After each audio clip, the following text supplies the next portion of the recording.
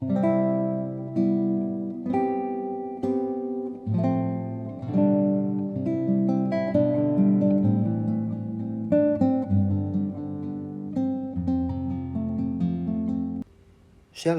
selamat pagi Sobat Rehat.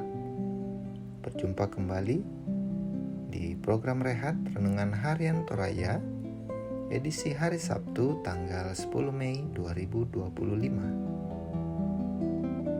Sebelum kita bersama-sama membaca dan merenungkan firman Tuhan di pagi ini, mari kita minta pimpinan Tuhan melalui Roh Kudus. Mari kita berdoa.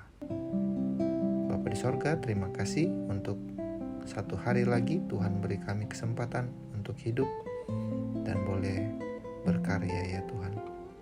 Sebelum kami memulai sepanjang aktivitas kami di hari ini, kami mau mendasarinya di dalam pimpinan-Mu ya Tuhan melalui firman Tuhan.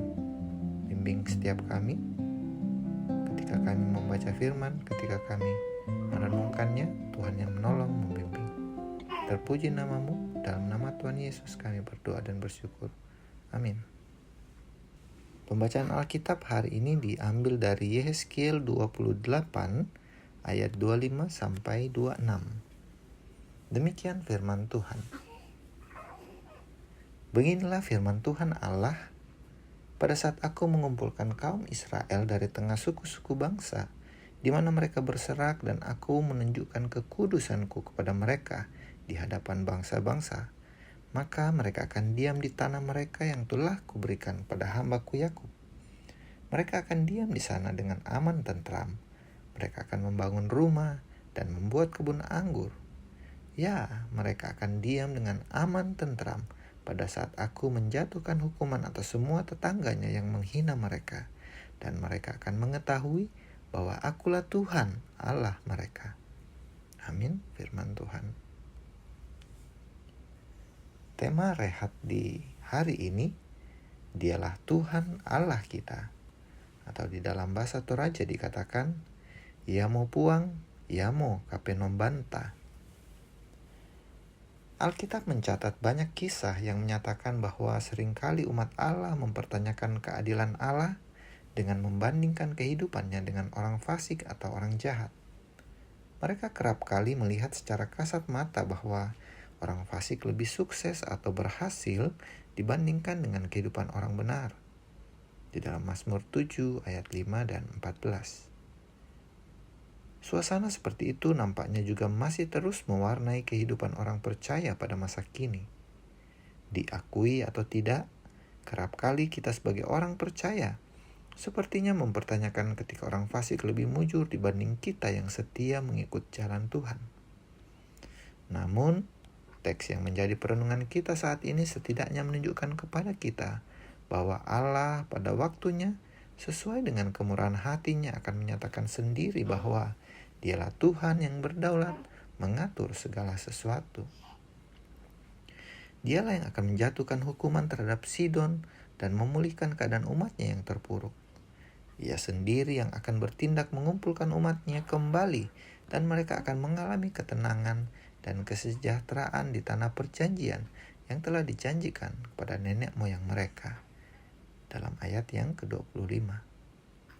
Mereka akan diam dengan aman tentram, membangun rumah, dan membuat kebun anggur, sebab Allah sendiri yang akan menjatuhkan hukuman kepada tetangga yang menghina mereka. Ayat 26. Semua itu untuk menunjukkan bahwa Dialah Tuhan Allah mereka.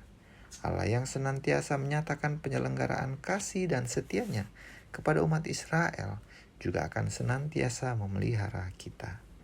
Ia akan bertindak menghukum orang-orang fasik dan akan memberkati orang-orang yang takut akan Dia. Yang menjadi perenungan bagi kita hari ini adalah jika kita menghadapi situasi sulit sekarang ini dan orang-orang di sekitar kita kelihatan lebih diberkati, pertanyaannya adalah, pertama, apakah kita tetap percaya bahwa Tuhan sesuai janjinya dalam Ibrani 13 ayat 5, Dia tidak pernah meninggalkan dan membiarkan kita?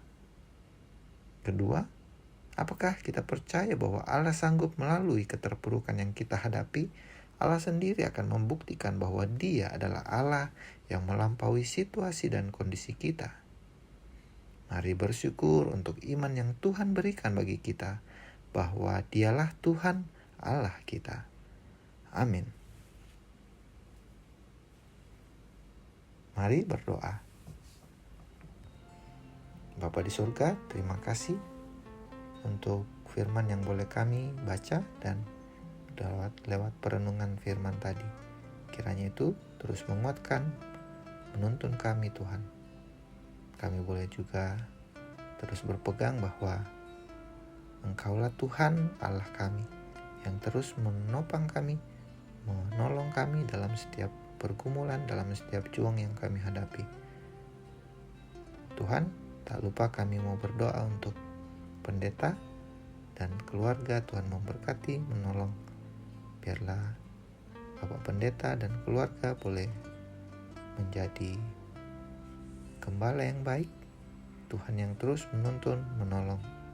Juga segenap majelis dan segenap OIG, Tuhan memberkati dalam setiap peran dan tugas yang dilakukan. Juga segenap tim kerja maupun kepanitiaan yang lain, Tuhan memberkati juga.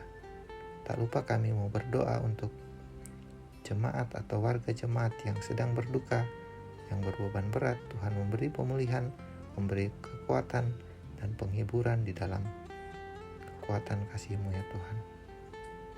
Yang berulang tahun, baik ulang tahun kelahiran maupun perkawinan, Tuhan memberkati di dalam sukacita yang mereka boleh rasakan.